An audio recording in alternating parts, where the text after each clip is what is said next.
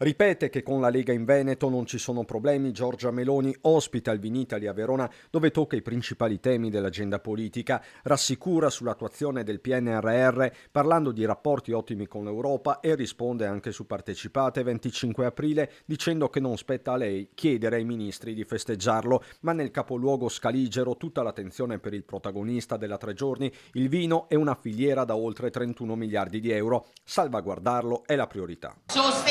Aiutare a accompagnare queste attività è quello che stiamo facendo e poi ovviamente dicevo la difesa delle nostre eccellenze con tantissime iniziative che potrei ricordare per quello che riguarda il vino, per quello che riguarda l'agricoltura, per quello che riguarda tutto il settore dell'agroalimentare, che non è solo economia ma è anche cultura. È in questo quadro che si inserisce la proposta di un liceo per il Made in Italy dedicato alle eccellenze del paese. Ma io voglio soprattutto ringraziare e chiudo ovviamente tutti i produttori, le aziende, i lavoratori e persone che con entusiasmo e con molte difficoltà non hanno mai smesso di credere in quello che facevano e ci aiutano a rendere l'Italia sempre più centrale, credibile e apprezzata, forse perfino invidiata nel mondo. Questa è la fiera del mondo, è l'edizione del secolo, abbiamo 4.000 espositori, siamo davanti a più di 1.000 top buyers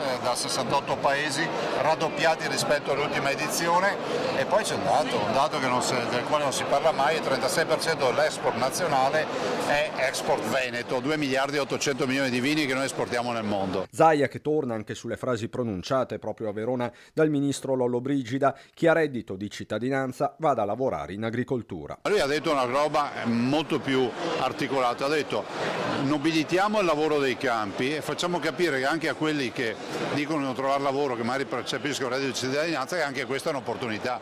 Basterebbe guardare i dati, i giovani che investono e entrano in agricoltura sono molti, probabilmente qualcuno magari va ancora più incentivato a guardare anche questo comparto. Immancabile il brindisi allo stand della Regione del Veneto, così come l'omaggio alla Premier, per qualcuno un promemoria autonomista. Vabbè.